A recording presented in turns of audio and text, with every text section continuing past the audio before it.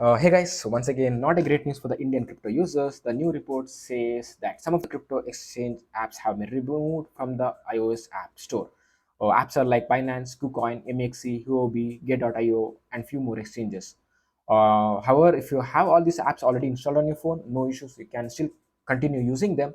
But someone who wants to download it for the first time, they cannot. However, we are good on the Android side at the moment. Apps have not yet removed on the Play Store. You can still download and use them, but there is a chance that the same thing can happen on the Play Store as well. Why? Because just few days back, FIU had sent notice to these crypto exchanges saying that you are not in compliance with the rules and regulations of Indian law, which is why they had sent a show cause notice saying they might ban their URL. So this might be their first step against these exchanges for this reason. So we really have to wait and see how this goes. But my suggestion would be, if you have huge funds on this crypto exchange at the moment, definitely move these funds to your hardware wallet so that your funds are safe. So just in case something goes wrong, at least your funds will be safe.